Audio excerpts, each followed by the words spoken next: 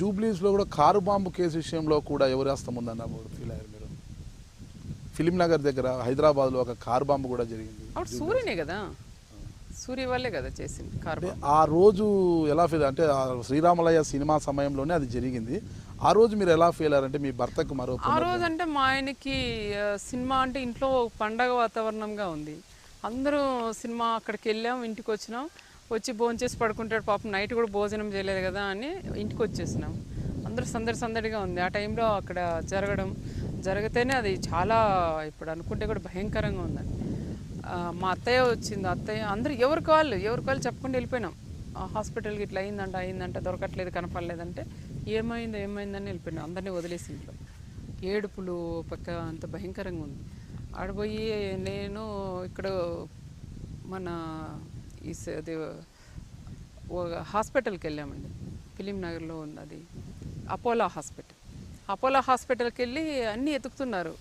ఎతికి చూసుకుంటే మన విజయ్ కుమార్ ఉండే ధర్మవరం మాల్యవంతి విజయ్ వెళ్ళి చూసుకొని వచ్చి గట్టి కాళ్ళ పట్టుకుని ఏడ్చాడు. ఏమైంది అన్నయ్య కంటే బాడీలన్నీ చూసాం, ఎతకలేని దొరకట్లేదని. అంతలేక అత్తయ్య అంతకుముందు మా అత్త పోయి చూసుకొని వస్తాను నాకు ఎదురై గట్టిగా ఏడ్చేసింది పట్టుకొని. ఏడిస్తే ఏమైంది అత్త అంటే కూడా ఏం చెప్పలేదు, ఎక్కడున్నాడో తెలియట్లేదు, బాడీలన్నీ ఎత్తుకేసి వచ్చింది అత్త. ఎవరికైనా తల్లి కడుపు అనేది ఎట్లా ఉంటుంది కదా, అన్నీ పోయి చూస్తే ఎవరికి వాళ్ళు మా నాన్న వెళ్ళిపోయారు, మా అత్తయ్య ఎవరికి పోయి చూసుకొని వచ్చేసారు, దొరకట్లేదు. నాకేమో వేరే వాళ్ళ ద్వారా ఫోన్ చేయించి మా ఆయన మాట్లాడుతున్నట్లు నాకు ఫోన్ చేయించినారు. నేను బాగుండాలి అని చెప్పినట్టు. మా అమ్మ మాట్లాడినాడు కదా అని నేను అంటున్నా. లేదు ఇంకెక్కడ అని అరిసాను. అలా సాయంత్రం 4, 5:30, 6 గంటలకి మనిషి పలానా చోటు అంటే డైరెక్ట్ వీళ్ళు గన్మెన్లు పోలీసులు వీళ్ళు వెళ్ళిపోయినారు కదా, డ్రైవర్ అంతా వెళ్ళిపోయి హాస్పిటల్ అక్కడ లాస్ట్ మినిట్లో అంటే నిద్రపోతే కూడా ఇక్కడ బ్లడ్ అంతా అడ్డుకొని ఏదైనా అవుతుందన్న భయంతో కూడా ఆయన మాట్లాడుకుంటూనే పోయినాను. అటుకు పోయి తలకి హాస్పిటల్లో స్పృహ తప్పి పడిపోయాను. మేక ఆ నేలకంతా తెగిపోయింది. ఇంత పొడుగు ప్లాస్టిక్ సర్జరీ మా ఆయనకి, కార్ బాంబు ఇటు నుంచి ఇట్లా తెగి ఆ లోపలంతా సర్జరీ ఇంతమందం చేస్తారు. అటు వెనక్కి అన్నీ చేస్తున్నారు. పోయి ఇంకా సాయంత్రం చూస్తేలే గట్టిగా ఏడ్చొద్దని నాకు బాగుందని చెప్పి ఆ టైంలో కూడా ఆయన నాకు ఇట్లా అయింది కదా అనుకోకుండా ఎంతమంది చనిపోయినారు ఆ బాడీలన్నీ ఇంటికి పంపించండి నీట్గా, అందరికి వాళ్ళకి ఏదైనా డబ్బులు ఇచ్చేసి దహనాలకి ఇవన్నీ కూడా చేసుకోమని చెప్పండి, ఇంట్లో ఎంతమంది ఉన్నారో ఫ్యామిలీ మెంబర్స్ పేర్లన్నీ రాసుకుని రమ్మని అప్పుడు మాట్లాడకపోయినా అట్లే నెత్తిగా మాట్లాడి కూడా చెప్పాడు. ఇక లేరు, కారు బాంబు విషయంలో పరిటాల రవి లేరు, శవాల్లో కూడా కనిపించలేదు అని మీరు దుఃఖ సాగరంలో మునిగిపోయిన సమయంలో పరిటాల రవీంద్ర గారు బతికే ఉన్నారు అని తెలిసిన సమయంలో మీరు అంటే నేనైతే ఆయన ఉన్నారని ఒక ధైర్యంగా ఉన్నానండి. ఎందుకంటే ఏదో ఉండాలని మొన్న ఇక్కడ చనిపోయినప్పుడు కూడా మా ఆయనగా ప్రాణంతో ఉండాలనే దాని మీద తపనంతో పోయినాం. ఏ భార్య నా భర్త చనిపోయినాడని ఎవరు అనుకోరండి.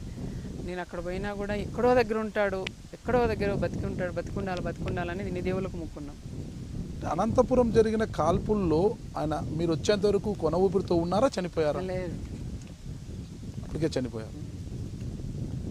మొత్తం మీద తీసుకుంటే కారు బాంబులో పునర్జన్మ ఎత్తిన రవి మళ్ళా తిరిగి వచ్చాడు. 1 month. మా ఆయన గొప్పతనం ఏంటంటే అండి, పిల్లలకి నా గురించి చెప్పొద్దండి, టీవీలు పెట్టొద్దండి, పేపర్ కూడా కొద్ది రోజులు మా ఇంటికి రానిలేదండి. ఆయన హాస్పిటల్లో ఉండే విషయం కూడా పిల్లలకు చెప్పొద్దండి అని చెప్పారు. టీవీ కూడా ఆఫ్ చేసిండేవాళ్ళు, టీవీలు కూడా పెట్టారు పిల్లలకు తెలియకోకుండానే, అంటే భయపడతారనే భయంతో పిల్లలకు కూడా తెలియలేదు.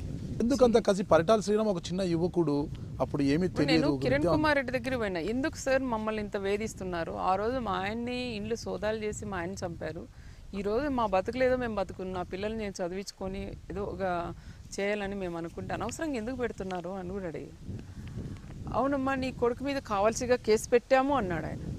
నాతో పాటు రేవంత్ రెడ్డి వీళ్ళు కూడా ఉన్నారు, కేసు పెట్టాము అన్నారు. అదేంటన్నా అట్లా అంటావు, నీ పిల్లలతో సమానం నా పిల్లలు కదా, ఎందుకు పెట్టావు, అప్పుడు ఆ విధంగా చేస్తారు ఇప్పుడు ఈ విధంగా అంటే, ఇట్లా కేసులు పెడితే భయం ఉంటుంది అన్న.